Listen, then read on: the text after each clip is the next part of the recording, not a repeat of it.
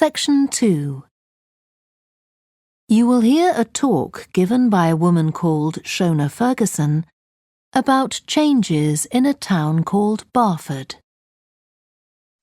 First of all, let me thank you all for coming to this public meeting to discuss the future of our town. Our first speaker is Shona Ferguson from Barford Town Council. Shona. Thank you. First, I'll briefly give you some background information. Then I'll be asking you for your comments on developments in the town. Well, as you don't need me to tell you, Barford has changed a great deal in the last 50 years. These are some of the main changes. 50 years ago, buses linked virtually every part of the town and the neighbouring towns and villages.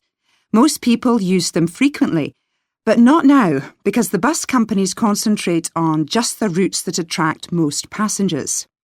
So parts of the town are no longer served by buses. Even replacing old, uncomfortable buses with smart new ones has had little impact on passenger numbers. It's sometimes said that bus fares are too high, but in relation to average incomes, fares are not much higher than they were 50 years ago. Changes in the road network are affecting the town. The centre was recently closed to traffic on a trial basis, making it much safer for pedestrians. The impact of this is being measured.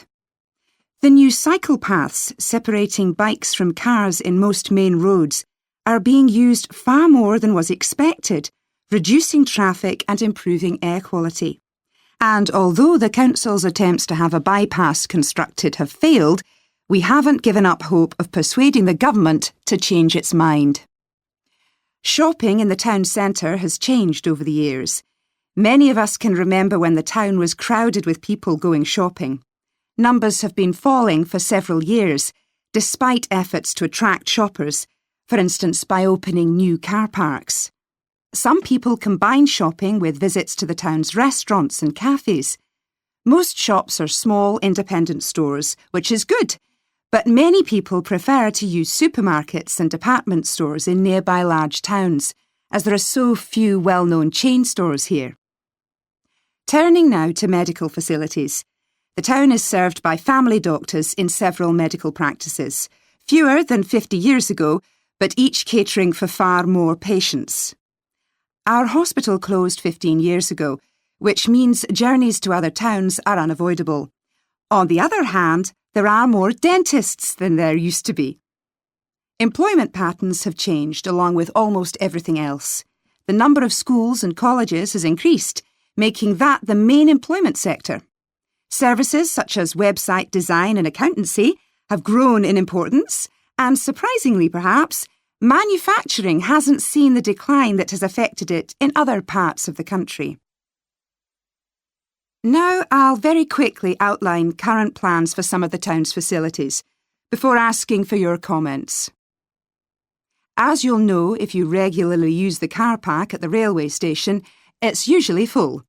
The railway company applied for permission to replace it with a multi-storey car park, but that was refused. Instead, the company has bought some adjoining land, and this will be used to increase the number of parking spaces. The Grand, the old cinema in the High Street, will close at the end of the year and reopen on a different site. You've probably seen the building under construction. The plan is to have 3 screens with fewer seats rather than just the one large auditorium in the old cinema. I expect many of you shop in the indoor market. It's become more and more shabby looking, and because of fears about safety, it was threatened with demolition. The good news is that it will close for 6 weeks to be made safe and redecorated, and the improved building will open in July. Lots of people use the library, including school and college students who go there to study. The council has managed to secure funding to keep the library open later into the evening, twice a week.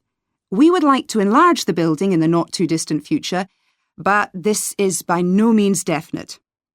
There's no limit on access to the nature reserve on the edge of town, and this will continue to be the case. What will change, though, is that the council will no longer be in charge of the area. Instead, it will become the responsibility of a national body that administers most nature reserves in the country. OK, now let me ask you if you have...